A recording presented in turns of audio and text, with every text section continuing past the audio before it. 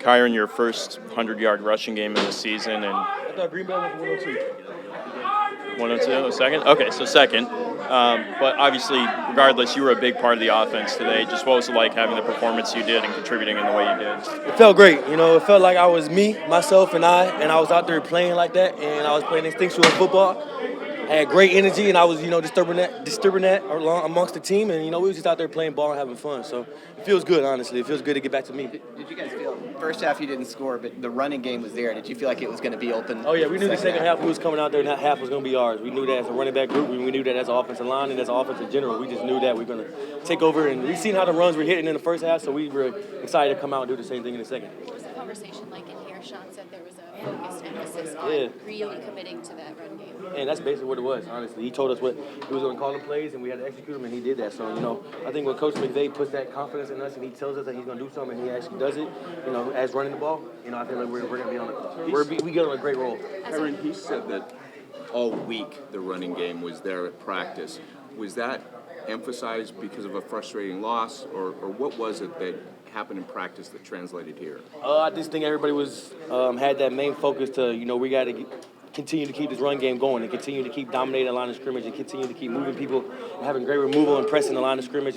As running backs, that's what we were focused on this whole week, was pressing the line of scrimmage, having great ball security. When it was there to hit, you hit it, and I think we did that. What do you think you need to do? I just think there was more of a emphasis on that.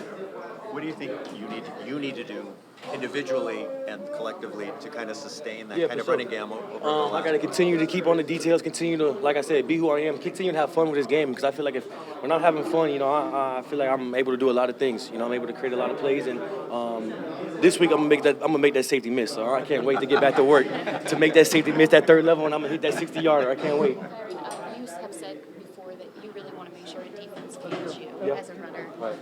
Did that start to happen as the game continued? You could kind of see with the way that some of the extra activity. Yeah, for sure. Yeah. I think we was wearing on them. I mean, that's the old line.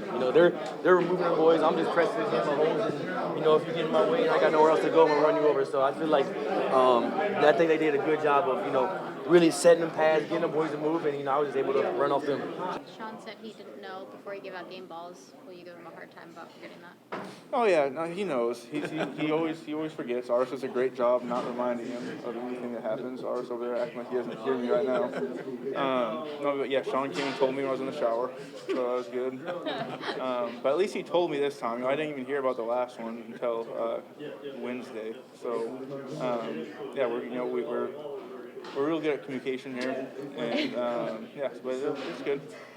Cooper, I apologize if you were asked this earlier. I just walked up, but just to reach, most receptions in 100 career games in NFL history, with how much respect you have for the game and obviously, the peers that you play it alongside of and against, what's an accomplishment like that mean to you?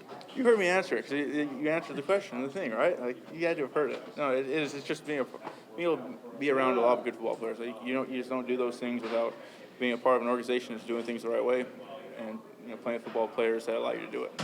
Receiver, like more than any other position, is relying on everyone else doing their job. And I've said it over and over again. So I'm just thankful to have been a part of this organization and play alongside the guys I have. When a young guy like Jared Verse openly talks about himself having a tough week last week and wanting to make sure, using the word accountable a lot, Sean used it as well. When a young guy shows you that level of work through the week after maybe not his favorite game, what does that show you? Yeah, I mean it's a huge, and it's hard to do because especially for someone like him that's playing at such a high level and he's had success in this league at an early point. And one of the hardest things to do is to feel like you're justified in the way you've been playing, and it makes it easy to make excuses for yourself when you've been doing a lot of things the right way and people are telling you you've been doing things the right way. But for something like that to come in and say, hey, even though I've done this and this and this, I can be that much better, and I am accountable, to the mistakes that I have made. It's a huge thing for a guy like Jared, and we're pumped to have him as an LA Ram. What's it like for you to be on the sideline in that first quarter when you guys are only able to be on the field for three plays? So what's going through your mind? Weird. It's a weird situation. Because we were, it's tough.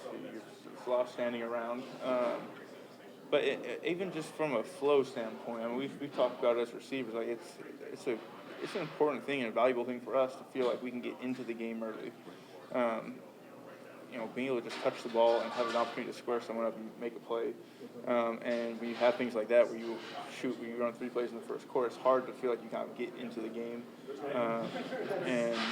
That is something that takes the mental stamina to be able to push through and say, hey, look, we've only got 3 here, but you be ready to make some plays. And we were able to go on a couple of drives there before the half, because I weren't able to finish those drives. But it is an odd feeling when you have that. And then what do you feel like you guys need to do to get off to good starts so you can get with it? Yeah, well, I mean, it's tough. There's going to be times. I mean, things are so close, even those situations, even those first 3 plays. There's things here or there. It's like, we just missed, or you're not sure what the defense. You have your game plan and anticipate what they're going to do, but you're not sure exactly what's going to be on that first drive. So you go 3 and out. It's like, okay, we have a good feel for what they're going to do now.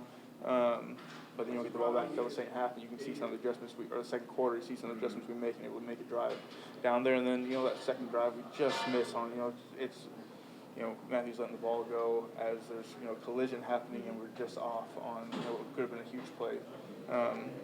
It's little things like that, but you can see the guys just say the coach, and the belief in the locker room at halftime was that if we just keep doing what we're doing, we're going to be able to find a way to get finish these drives and put some points up. And even did a great job holding them early, and it was a good complimentary football win. That 4th and 3, I think you just mentioned that one as well. That 4th and 3 where the timing was just what happened. I mean, obviously I know what's supposed to happen on that play. We had a little double move on, and was able to get a really clean release over there, and over to the field. The guy guarding Tutu on 4th and 3, anticipating a tight coverage. He lags off. He lags off and isn't covering Tutu on the quick out. Ends up getting in my lane as the ball's being released, and Matthew sees the momentum I'm taking into it, throws it. I get collision by a DB not matching his guy. And it ends up being an overthrow, just I'm having to get off that, reroute that we're not anticipating being there. So it's just, it's those little things, it's those minute things that you're like, man, no one's anticipating that situation happening, and everyone did their job right. It's just, you're not able to connect on it.